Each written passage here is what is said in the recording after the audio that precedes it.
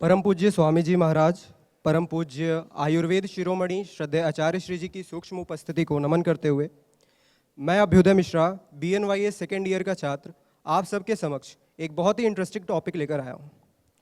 जैसा कि अभी आपने सुना वात, पित्त एवं कफ दोषों के बारे में। हमारे शरीर में ये 3 दोष मौजूद होते हैं। जब ये प्रकुपित हो जाते हैं तभी हमारे शरीर में व्याधियाँ या किसी भी प्रकार के रोग उत्पन्न होते हैं। जैसा कि अभी वर्षा ऋतु चल रही है, इस समय हमारे वातावरण में सुंदरता व चारों तरफ हरियाली छाई रहती है। हमारे वातावरण में नमी रहती है, रुक्षता रहती है व नमी के कारण छोटे छोटे जीव जंतु, मच्छर, मक्खी ये गंदगी भी उत्पन्न कर देते हैं। पानी जमने लगता है जिससे मच्छर उत्पन्न होते हैं और फिर बीमारियां भी उत्पन्न होती हैं। वर्षा ऋतु में हमारा जो बल होता है वह हीन होता है। वर्षा ऋतु में हमारी जो जठराग्नि होती है ये विकृत अवस्था में होती है। वातावरण में जो नमी होती है उसका प्रभाव हमारे शरीर पर भी पड़ता है। ग्रीष्म ऋतु में हमारी पाचक अग्नि पहले से ही दुर्बल होती है। वातावरण में फिर नमी के कारण वात दोष जो है कुपित हो जाते हैं, जिससे पाचन क्रिया और भी दुर्बल हो जाती है।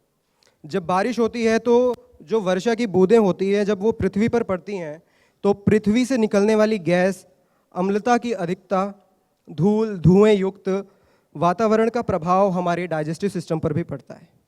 बीच बीच में हम देखते हैं कि वर्षा नहीं होती है, फिर सूर्य की जो गर्मी होती है वो बढ़ जाती है, जिससे हमारे शरीर में पित्त दोष जमने लगते हैं।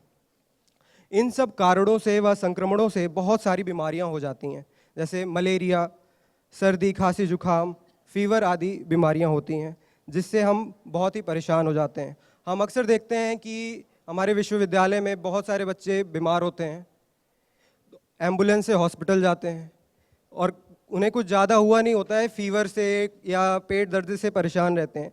तो फीवर और सर्दी, खांसी, जुखाम के लिए मैं आपको एक घरेलू उपचार बताता हूँ, आप चाहें तो इसे लिख भी सकते हैं।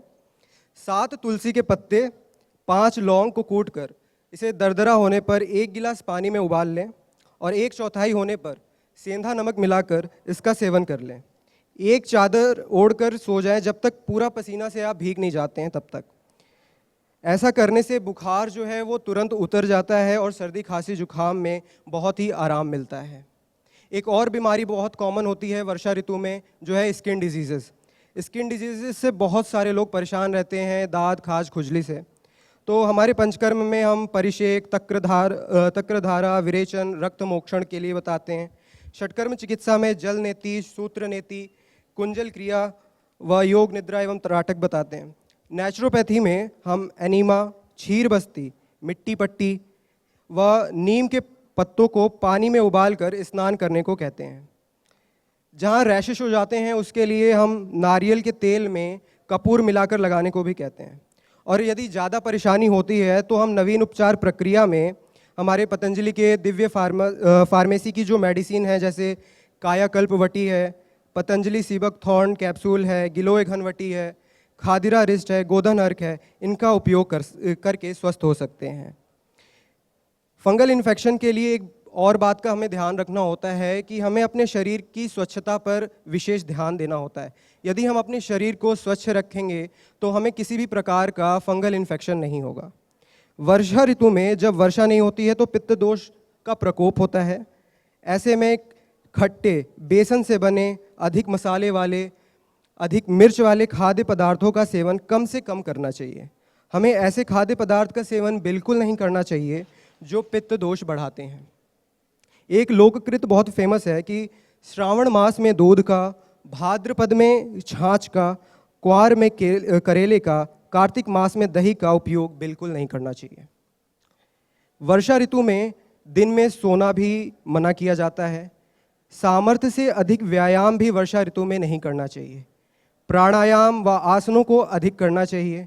भारी भोजन नहीं करना चाहिए। बार बार भोजन नहीं करना चाहिए। रात में दही व छाछ का उपयोग भी बिल्कुल नहीं करना चाहिए। यदि हम इन बातों का ध्यान रखते हैं तो हम स्वस्थ रहेंगे, और जब हम स्वस्थ रहेंगे तो ही वर्षा ऋतु का आनंद ले पाएंगे। ओम धन्यवाद।